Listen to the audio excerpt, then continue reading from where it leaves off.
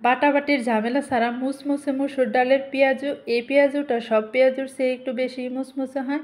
আর এই পেঁয়াজুটা খেতেও একটু বেশি ভালো লাগে। হ্যালো এভরিওয়ান, আসসালামু আলাইকুম। কেমন আছেন আপনারা সবাই? আশা করি সবাই ভালো আছেন। আমি টাঙ্গাইল থেকে বলছি সীমা। আপনারা দেখছেন আপনাদের পছন্দের ইউটিউব চ্যানেল সীমা সংসারে আপনাদের সবাইকে স্বাগতম। আবার হাজির হয়ে গেলাম নতুন আরেকটি এপিসোড নিয়ে। আজকে আমি করে দেখাবো মুসমুসে মসুর ডালের পেঁয়াজু। পেঁয়াজুটা বানানোর জন্য এখানে আমি 1 বাটি পরিমাণ মসুরের ডাউল নিয়ে নিছি। ডাউলটা প্রথমে ভালো মতো ভিজিয়ে রেখে দিয়েছিলাম। সারা রাত্রি ভিজিয়ে রেখে দিবেন আর সকালবেলায় বানাবেন। আমি সারা রাত্রে কিন্তু ভিজিয়ে রেখে দিয়েছিলাম। এখন এই ডাউলটা আমি একটা বাটিতে ঢেলে নেব।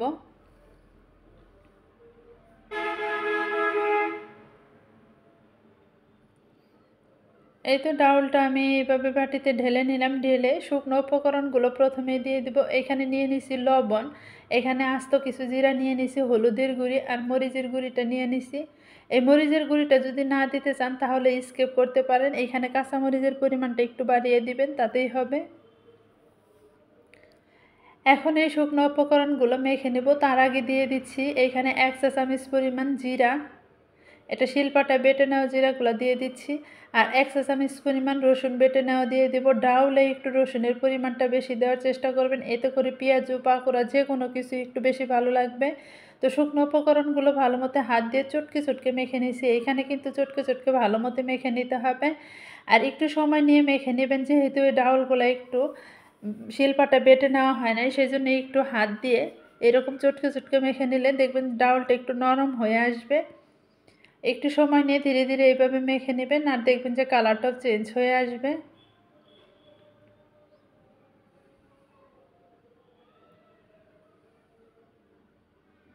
এই তো দেখেন কালারটা কিন্তু চেঞ্জ হয়ে আসছে আর আমি এইভাবেই কিন্তু মেখে নিলাম।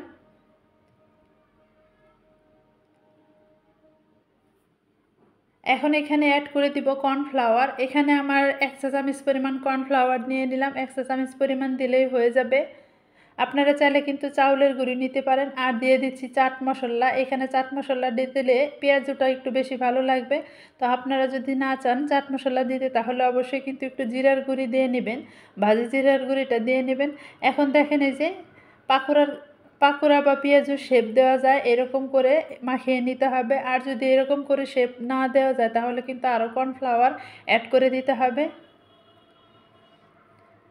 এখন এখানে আমি 1 বাটি পরিমাণ পেঁয়াজ নিয়ে নিছি। যে পরিমাণ আমি ডাউল নিয়ে নিছিলাম সেই পরিমাণ আমি পেঁয়াজটাও নিয়ে নিছি। তার মানে যতটুক ডাউল নেবেন ততটুক পরিমাণ পেঁয়াজ নেবেন, তাতে পেঁয়াজটা কিন্তু বেশি ভালো লাগবে। আর দিয়ে দিচ্ছি কিছু কাঁচামরিচ। কাঁচামরিচ আর পেঁয়াজটা দিয়ে এইভাবে ভালো মতো আমি মিক্সড করে নিলাম। পেঁয়াজুতে কিন্তু অবশ্যই পেঁয়াজের পরিমাণটা বেশি দিতে হয়।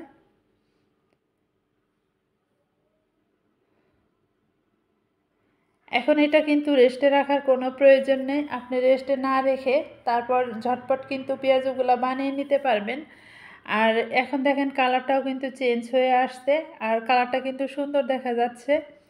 এরকম করে মেখে তারপরে কিন্তু রেস্টে রাখবেন না, সরাসরি চুলায় গরম গরম তেলে দিয়ে দিবেন। আর এই পেঁয়াজগুলো বানানোর জন্য তেলটা একটু বেশি গরম করে নেবেন, এতে করে পেঁয়াজটা বেশি ভালো হবে।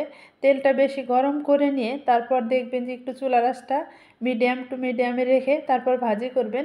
এই তো আমি কিন্তু তেল বসিয়ে দিছি, তেলটা আমার গরম হয়ে গেছে। এই গরম তেলেই এখন পেঁয়াজগুলো দিয়ে দিব।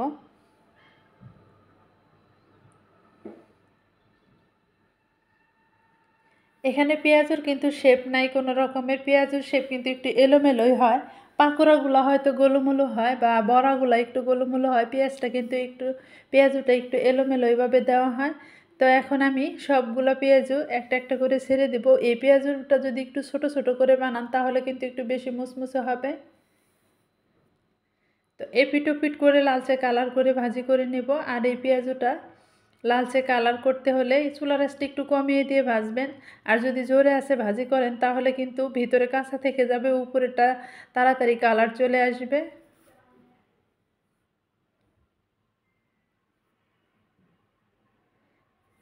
সবগুলো আমি এপিট ওপিট করে উল্টে লালচে কালার করে ভাজি করে নেব।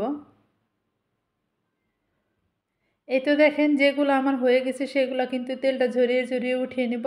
আর ভাজির পরেও কিন্তু ডাউলটা দেখা যাচ্ছে যে আমার যে ডাউলটা দিয়ে নিয়েছিলাম সেই ডাউলের কিন্তু দেখা যাচ্ছে। আর দেখেন কতটা লালচে কালার করে আমি ভাজি করে নিছি। এরকম করেই ভাজি করবেন। সব পেঁয়াজুর চেয়ে এই পেঁয়াজুটা একটু বেশি মুচমুচে হবে। তো সবগুলো আমি এরকম করে ভাজি করে নিলাম। তো পেঁয়াজুটা আমার ডান, আমি এইভাবে ভাজি করে নিছি। আর অনেক কিন্তু মুচমুচে হয়েছে, এখানে বলে বোঝাতে পারবো না, আপনারা একবার হলেও ট্রাই করবেন। আর আজকের পেঁয়াজুটা দেখতে আপনাদের কাছে কীরকম লাগলো অবশ্যই কমেন্টের মাধ্যমে জানাবেন। সামনে কোনো ভিডিও দেখতে চাইলে অবশ্যই কমেন্ট করে জানাবেন, আপনাদের সামনে আমি তুলে ধরার চেষ্টা করব। তবে আজকের মতো এ পর্যন্তই, সবাই ভালো থাকবেন, সুস্থ থাকবেন। আসসালামু আলাইকুম, আল্লাহ হাফেজ।